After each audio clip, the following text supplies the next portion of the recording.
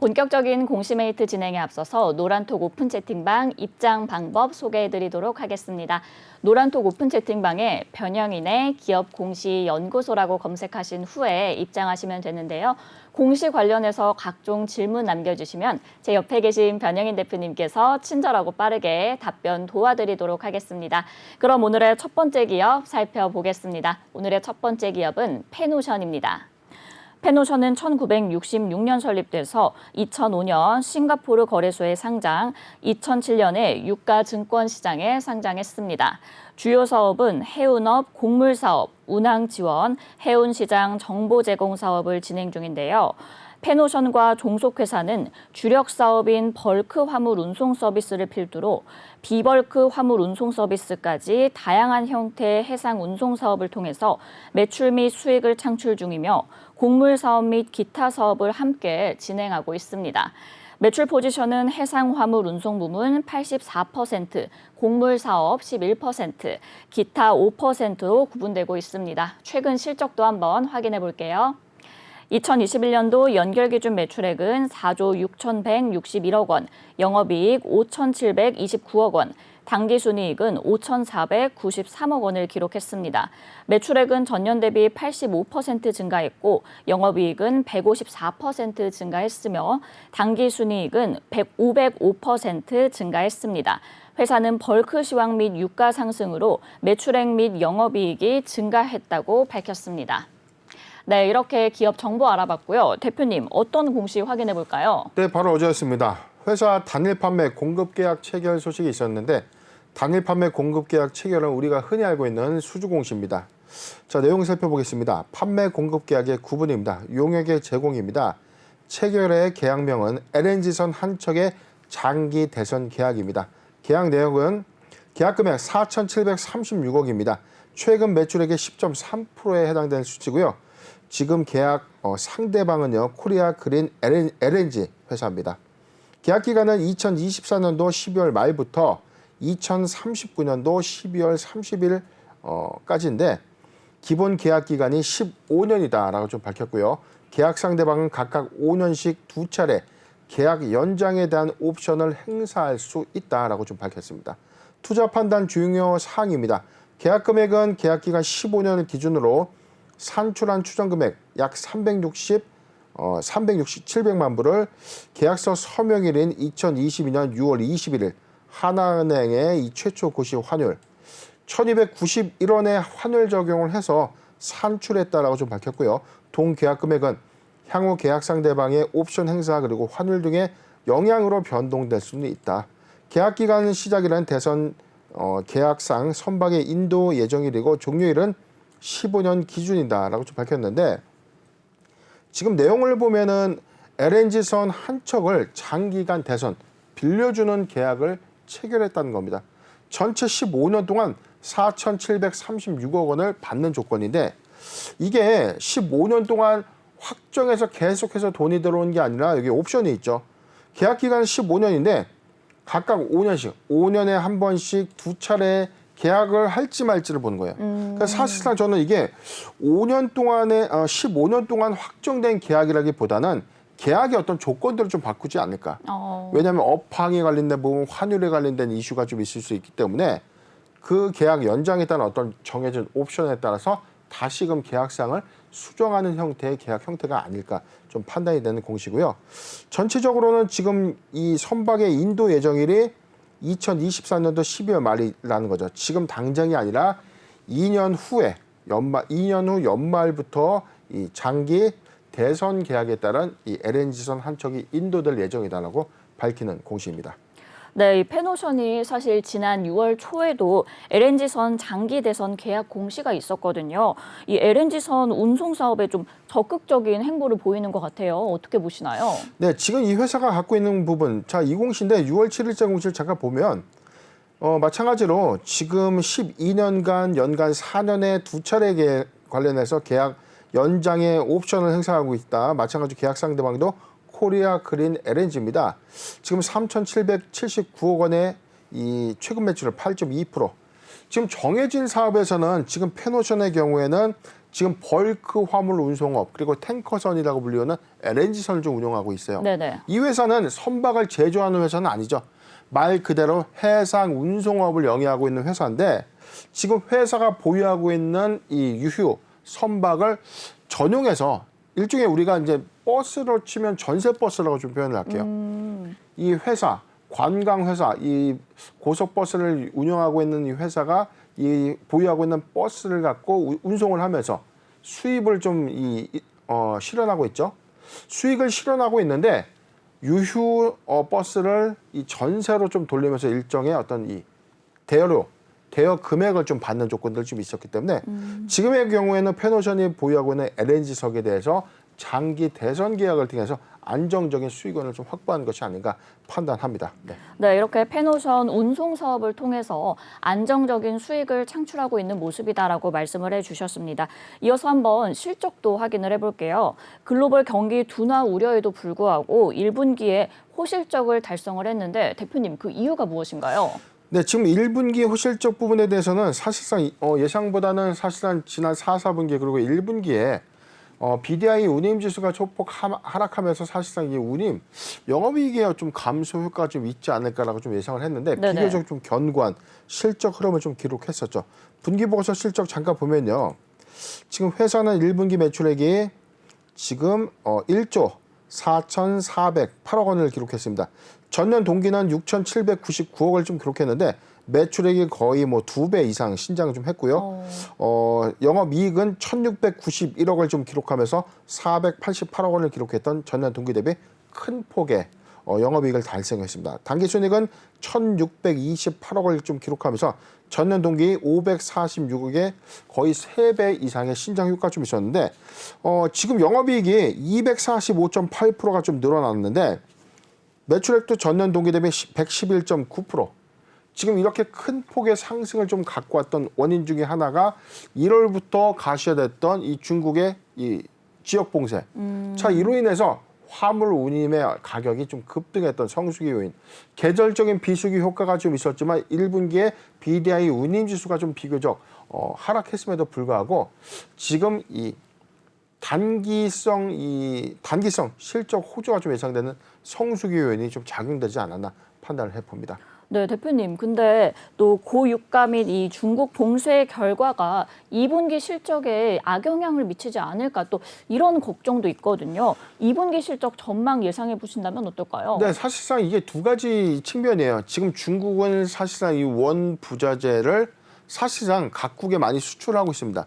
우리나라 입장에선 중국에서 받아다가 납품을 해야 되는 입장인데 네네. 사실상 오늘 상반기에 상하이 그다음에 중국의 주요 거점들이 사실상 도시 봉쇄령으로 해서 항구가 사실 열리지 못했어요. 그렇죠. 지금 상반기 중국 항만의 철강석 재고가 좀 급감했던 원인 때문에 이 벌크선을 주사업으로 이제 하고 있는 페노션 입장에서는 매출에 부분적인 좀 타격이 있을 것이다라고 예상을 했는데 자, 이 부분에 대해서는 중국 이외에 그래도 이 BDI 운임 지수가 소폭 회복을 좀 해주면서 수익성 개선 효과로 좀 작용을 했었고 이런 효과가 하반기에 이 중국의 철강석 수입이 본격화되는 시점이라면 이 실적 요인이 좀 더 부각되면서 1분기보다 조금 더 상승하는 이 호실적이 좀 예상되지 않나 판단을 해봅니다. 네, 이렇게 중국의 철광석 수입이 좀 본격화가 된다면 2분기에도 좋은 실적 기조를 유지해 갈 수 있지 않을까라고 말씀을 해주셨습니다.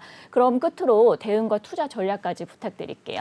근데 페노션 오늘 주가의 흐름이 매우 좋지 못합니다. 지금 11.7% 좀 하락하면서 오늘 사실상 이렇게까지 빠져야 되는 이슈가 있나? 라고 생각이 좀 들 정도로 지금 낙폭이 좀 더 심화된 흐름들을 좀 보이고 있는데 이게 일종의 차익 실현 관점이라 좀 보진 않고요. 지금 외인 자금의 어떤 투매 현상으로 좀 작용된 것이 아닌가. 오늘의 사실 낙폭치가 너무 크다는 거죠. 지금 추세적으로는 지금 6,500원대, 6,700원대를 탄탄하게 좀 지지를 해주고 있었는데 자, 요 구간이죠. 6,700원대를 탄탄하게 좀 지지를 해주고 있었는데 지금 오늘의 낙폭 이유는 사실상 회사의 어떤 사업 모멘텀의 훼손 또는 지금 BDI 운임 지수의 어떤 급락 효과, 자 이런 어떤 사업 모멘텀 훼손 관점이 아니라 오늘 지수 급락에 따른 외인 이 차익 실현 또는 이 비중을 좀 정리하는 관점이 아닌가. 자, 이때서 오늘 투매 현상 좀 있었지만 저는 이게 낙폭 과대라고 좀 봅니다. 2분기도 사실 1분기 기조효과는 좀 비슷한 흐름 양상 좀 있을 거예요. 오히려 통상적으로 좀 최근에 좀 나와 있는 부분들은 오히려 6월 최근 이 기점에 이 BDI 운임지수가 오히려 좀 상승하고 있다는 거죠. 2260포인트까지 좀 하락했던 부분들이 2596포인트까지 좀 반등해주면서 사실 운임 회복이 2분기 기조에 좀 반영될 수 있다. 그런데 지금 2분기보다는 이 3분기 기조에 더 반영 효과가 크겠죠. 자, 이 점은 실적에 대한 우려감을 걱정 안 해도 괜찮다는 뜻이죠. 자, 그렇기 때문에 저는 매수의 관점으로 봐도 무방하다. 요렇게 좀 보고 있었는데 자, 1차 구간부터 좀 정리를 해드리겠습니다. 지금 매수하기 가장 좋은 구간 5,800원에서 6,000원 구간 좀 잡았었는데 지금 현재 구간은 이 추세 이탈을 했기 때문에 이렇게 보시죠. 자, 저는 이렇게 봤습니다. 5,400원에서 5,800원 5,400원에서 5,800원 구간에 진입한다면 포트 비중 10%의 분할 매수 의견을 좀 제시해드리고 5,460원이 좀 이탈된다고 하더라도 자, 요 구간이죠. 4,800원 구간부터 5,400원 구간도 추가 매수하기 좋은 구간입니다. 여기는 추가 포트 비중 5%의 분할 매수 의견을 좀 제시해드리겠습니다. 네, 페노션 매수하기 좋은 구간 5,400원에서 5,800원까지 포트 비중 10%의 분할 매수 의견 주셨고요. 4,800원에서 5,400원까지도 추가 5%의 포트 비중 분할 매수 의견을 주셨습니다. 오늘의 하락은 이 사업 모멘텀의 훼손이 아니라 외인 자금의 이탈 관점으로 보인다라고까지 정리해 주셨습니다. 그럼 오늘의 두 번째 기업 살펴보겠습니다. 오늘의 두 번째 기업은 라온피플입니다. 라온피플은 2010년 설립돼서 2019년 코스닥 시장에 상장했습니다. 주요 사업은 카메라 모듈 검사기 및 AI 머신 비전 솔루션의 개발, 제조 및 판매인데요. 머신 비전 카메라, 렌즈 및 조명을 이용해서 획득한 이미지를 프로세서, 소프트웨어가 수행 작업 목적에 적합한 영상 처리 분석 과정을 통해 작업 수행 판단을 제공하는 AI 머신 비전 솔루션 사업과 산업용 분야에서 입증된 AI 스마트 비전 솔루션, 스마트폰 카메라 모듈을 검사하는 카메라 모듈 검사 솔루션을 제공하고 있습니다. 매출 포지션은 AI 머신 비전 솔루션 55.7%, 카메라 모듈 검사 솔루션 14.1%, 골프 센서 30.1%로 구분되고 있습니다. 최근 실적도 한번 확인해 볼게요. 2021년도 연결 기준 매출액은 197억 원, 영업 손실 68억 원, 당기 순손실은 61억 원을 기록했습니다.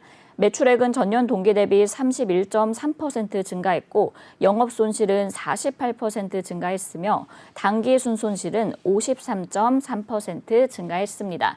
회사는 인공지능 비전 솔루션 매출 증가 및 스크린 골프 센서 매출의 증가로 매출액이 증가했으나 연구 개발비의 증가로 손익이 감소했다고 밝혔습니다. 네, 이렇게 기업 정보 알아봤고요. 대표님, 어떤 공시 있었나요? 네, 최근에 이 무상증자를 결정하는 회사들이 좀 늘고 있는데 라온피플도 마찬가지로 어제였습니다. 주요 사항 보고서를 통해서 무상증자를 결정했는데 내용 살펴보겠습니다. 무상증자의 결정입니다. 말 그대로 대가가 없는 증자를 결정했다는 것이죠. 회사가 회사의 이 주식 발행 초과금을 이 재원으로 해서 무상의 신주를 일정 시점에 주주인자에게 제공하는 겁니다.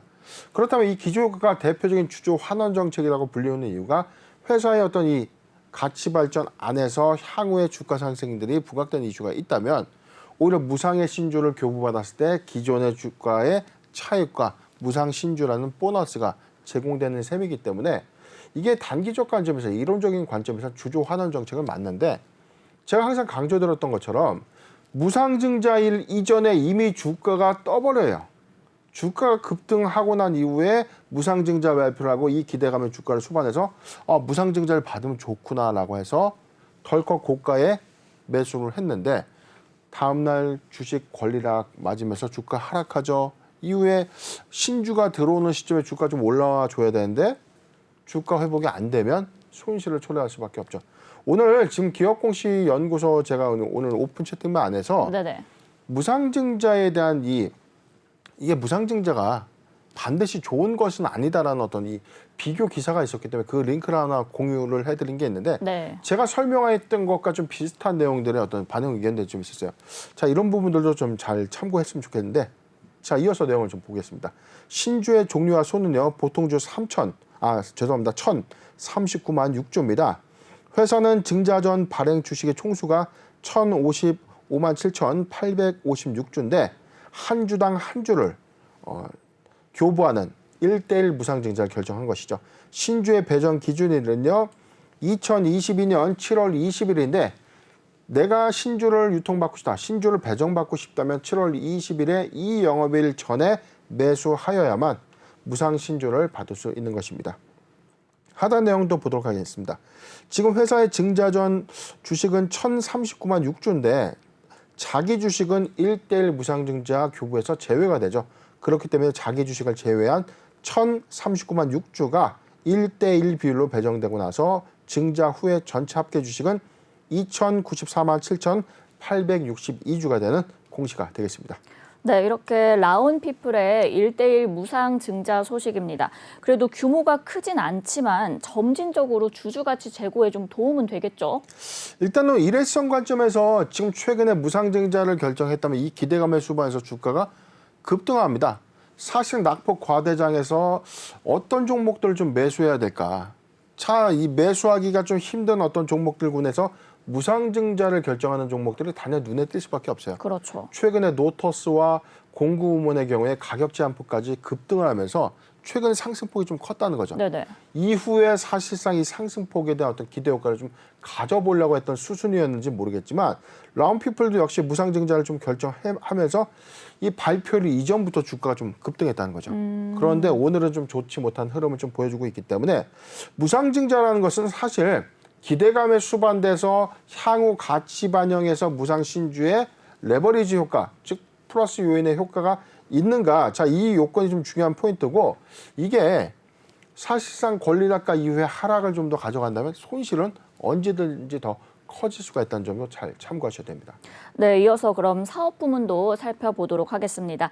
스크린 골프 센서 사업의 수주 물량을 확보하면서 수익성을 좀 개선해 나가는 모습인데요. 올해 기대해 볼 만한 성장세 가져갈 수 있을까요? 네, 지금 회사의 이 매출 포지션 잠깐 보면요. 1분기에 AI 머신 비전 솔루션 부분은 2020년도, 2021년도 대비 그 비율이 좀 감소되고 있죠. 14.3%대로 좀 감소되고 있고 오히려 AI 스마트 비전 솔루션이라고 불리우는 부분이 26%, 44%에서 77.56%, 77.5포인트를 좀 기록하면서 지금 매출 비율이 좀 더 증가하고 있다는 건데 내용을 보면 산업용 분야에서 입증된 우수한 AI 비전 솔루션과 AI 영상 검지 기술을 활용해서 덴탈 그리고 교통, AI 스마트팜 솔루션 등의 제품을 공급하고 있다는 겁니다. 전체 매출 비율에서는 뭐 가장 크게 증가되고 있고 나머지는 카메라 모듈을 검사하기 위해서 PC의 정운송을 수행해주는 역할에 관련된 비중이 8.07포인트로 좀 작기 때문에 지금 주력적인 관점에서는 AI 스마트 비전 솔루션 부분의 캐파 확장이 지금 주목되고 있는 거죠. 2021년도 연간 실적은 영업손실 기록하면서 좋지 못했는데 올해 1분기에는 턴어라운드에 성공을 했습니다. 사상 최대의 매출액을 좀 달성하면서 1분기에 82억 원의 매출을 달성했고요. 16억 원의 영업이익을 달성하면서 흑자 전환을 했기 때문에 이런 기대감을 수반하고 있는 것입니다.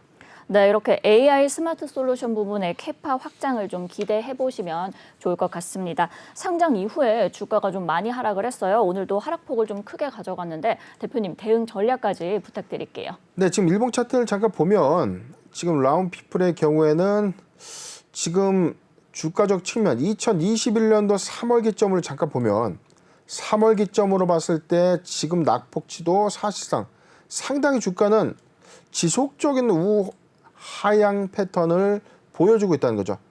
최근에 일봉 차트 관점에서도 봐도 지금 이 구간, 자 지금 11,000원, 26,000원 구간에서 봐도 지금 거의 반토막 이상 지금 주가 좀 급락하고 난 이후에 무상증자 기대감만 좀 반영이 됐던 효과인데 오늘 이 기조효과도 오래가지 못했습니다. 지금 현재 14.4% 하락한 11,000원인데 그렇다면 무상증자 기대감 소멸된 것입니까? 라고 좀 물어볼 수 있어요. 그런데 시초 시점에서 무상증자의 기대감 때문에 주가 좀 올랐기 때문에 저는 보유자 관점에서 이 구간이 이탈되지 않는다면 보유해도 괜찮다고 봅니다. 자, 저는 이 구간인데 조금 더 확대해서 보도록 하겠습니다. 1,500원, 1,500원이 이탈되지 않는다면 보유 의견을 좀 제시해드리고 만약에 이탈된다면 지금 9,500원에서 1,500원 구간, 9,500원에서 1,500원 구간은 5% 정도, 포트 비중 5% 정도의 분할 매수해도 좀 괜찮지 않을까. 아직 시작 지점에서 급등한 요인은 아니고 오른 만큼 지금 상승폭을 좀 부분적으로 반납한 형국이기 때문에 다시금 요 진입 구간에 좀 직면한다면 무상신주에 대한 어떤 메리트도 조금 예상해보지 않을까 판단을 해봅니다. 네, 라운피플 보유자 관점에서는 1,500원이 이탈되지 않는다면 보유하시면 좋을 것 같고요. 매수하기 좋은 구간은 9,500원에서 1,500원까지 포트 비중 5%의 분할 매수 의견 주셨습니다. 네, 그럼 마지막 기업 살펴보겠습니다. 오늘의 마지막 기업은 아우딘 퓨처스입니다. 아우딘 퓨처스는 2000년에 설립돼서 2017년 코스닥 시장에 상장했습니다. 주요 사업은 화장품의 제조 및 판매고요. ODM 화장품 및 자사 브랜드를 보유한 화장품 제조업체로서 국내외 시장을 목표 시장으로 판로를 개척하고 있습니다. 기존에 진행하던 화장품 OEM, ODM 사업을 통해서 2009년 네오젠을 런칭했고 92개 브랜드와 제품으로 출시한 566여 개 제품을 디자인해서 디자인 수상 이력을 보유하고 있습니다. 2015년부터 네오젠 브랜드는 유통의 다각화를 위해서 국내 온 오프라인, 해외 유통 전략을 마련하고 국내 홈쇼핑 채널을 통해 각 홈쇼핑 채널 타깃에 맞는 제품을 공급 중에 있는데요. 2017년에는 미국, 러시아 홈쇼핑 채널까지 방송이 되면서 글로벌 TV 쇼핑 채널 인프라를 구축했습니다. 최근 실적도 한번 확인해 볼게요. 2021년도 연결기준 매출액은 439억 원, 영업 손실 77억 원, 당기순 손실은 83억 원을 기록했습니다. 매출액은 9% 증가했고 영업 손실은 31% 증가했으며 당기순 손실은 44% 감소했습니다. 회사는 코로나19의 장기화로 인해서 적자가 지속됐다고 밝혔습니다. 네, 이렇게 기업 정보 알아봤고요. 대표님, 어떤 공시 확인해 볼까요? 네, 바로 어제였습니다. 회사는 주요 사항 보고서 전환사채 발행 결정에 대해서 최종 납입 공시를 했는데 자, 제가 오늘 이 종목을 다뤄드리는 이유가 좀 있어요. 아우딘 퓨처스의 경우에 저희가 지난 4월에 사실 이 공시 웨이트 시간에서 한 차례 좀 다뤘었죠. 회사의 120억 원 전환사채 이 발행.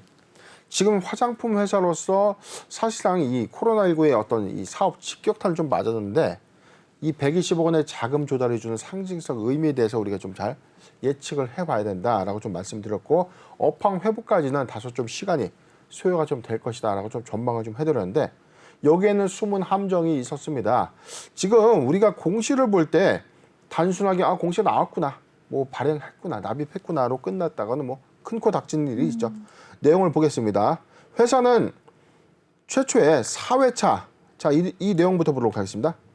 회사는 4회차 4월 1일 날 최초에 120억 원의 4회차 전환사채 발행 결정을 했는데 정정후 주가 보도록 하겠습니다. 120억 원에서 얼마죠? 50억 원으로 수정이 됐죠. 그러면은 전환사채가 120억 원을 최초에 불렀는데 50억 원으로 바뀌었으니까 자, 이 부분이 바로 어제 납입이 됐다고 봅시다. 자, 내용을 볼게요. 2회차 무기명시 이권무 무보증 사모 전환사채가 50억 원이 최종 납입이 됐다. 자, 우리 앵커님 좋은 공시라고 볼 수가 있을까요? 아니요, 아닌 것 같아요. 아니죠. 일단은 투자자분들이 보기 때 일반적으로 우리 시청자님들이 보시기에 50억 원이 납입이 완료됐기 때문에 회사가 자금을 확충했구나. 자, 이렇게 긍정적인 판단을 하기가 딱 좋아요. 그런데 여기에서 주는 숨은 함정은 뭐였냐? 120억 원에서 50억으로 감소한 것은 공시의 변경에 해당됩니다. 이 납입 금액의 20% 이상이 변경된다면요, 불성실 공시법인의 지정 요건을 충족하고 있다는 것이죠. 아직 심의를 받지 못했지만 이 요건은 불성실 공시의 사유에 해당이 이미 된 셈입니다. 벌점 여하에 따라서 15점을 초과하면 상장 적격성 실질심사 요건이 좀 있겠지만 지금 최근에 벌점 이슈가 좀 없었던 것으로 보여지기 때문에 아마 이 요건은 중대한 공시 불이행 리스크가 좀 부각된 셈입니다. 왜냐하면 통상적으로 A법인이 우리 3천억 원의 대규모 자금을 조달해서 이렇게 시설 투자도 하고 운영 자금도 확보하겠습니다라고 했어요. 네. 그런데 3천억 불러놓고 꼴랑 50억을 납입받으면 3천억이라는 막대한 자금이 들어와서 회사의 가치가 앞으로 달라질 것에 대한 투자 판단하고 매수했던 투자자 입장에선 굉장히 황당한 그렇죠. 결론인 거죠. 지금 120억 원의 갭과 50억 원의 갭에 대해서 제가 좀 극단적으로 좀 설명을 해드렸지만 사실상 그만큼 공시의 신중성의 관점에서 말씀드리는 겁니다. 120억 원을 확보해서 원 부자재 이 자금 용도로 좀 사용하겠다라고 용도도 밝혔는데 하단의 내용을 볼게요. 지금 운영자금 50억 원만 배정을 했다는 거죠. 120억 원의 자금 조달에 대한 회사의 향후 예측과 50억에 대한 계획은 달라질 수밖에 없기 때문에 자 이런 요건들에 대해서는 회사가 공식적인 좀 답변을 좀 해야 되는 것 아닌가 저는 다소 좀 씁쓸한 공시가 아닌가 판단을 해봅니다. 네, 이렇게 불성실 공시법인에 해당하는 사유이기 때문에 벌점 부과 상황까지 좀 짚어보시는 게 좋을 것 같습니다. 현재 적자를 좀 지속하고 있는 상태거든요. 올해 실적 전망은 혹시 그럼 어떻게 보실까요? 네, 일단 분기보고서 내용 보도록 하겠습니다. 지금 연결 재무제표 실적인데요. 회사는 전년 동기, 전년 1분기에 104억 원의 매출을 기록했는데 올해 1분기는 90억으로 매출이 그마저도 더 감소했습니다. 지금 영업손실도 13억을 좀 기록하면서 전년 동기 대비해서 적자를 지속하고 있고요. 단기 순손실은 18억을 좀 기록하면서 전년 동기 대비 소폭 좀 감소 요인은 있지만 영업손실, 단기 순손실을 기록하면서 적자를 1분기에도 좀 지속하고 있다는 것이죠. 업황이 좀 빠르게 좀 회복을 좀 해줘야 되는데 이 주요 이 매출처가 중국이기 때문에 중국의 1분기 봉쇄령도 좀 있었고 1분기 실적 기조 안에서는 사실상 사회적 거리두기가 강화됐던 이 시점 1분기에는 업황이 그래도 타격이 좀 불가피했던 시점이라고 본다면 2분기 4월 중순부터 사회적 거리두기가 전면적으로 해제가 됐고요. 6월부터는 국경이 열리는 본격화 시점에서 이 아우디인 퓨처스의 경우에도 실적 회복이 2분기부터 좀 가시화가 좀 될 것인가. 자, 이 예측 전망인데 지금 업황 회복은 좀 더디다는 거죠. 지금 제품 매출군을 보면 지금 네오젠의 기초 화장품 부분의 매출은 200억 원, 220억 원, 지금 1분기에 48억 원으로 지금 급감했습니다. 전체적으로 4를 곱해도 지금 160억 원 미만으로 2021년도 대비해서도 오히려 기초 화장품 부분의 감소 요인이 좀 크다는 것이죠.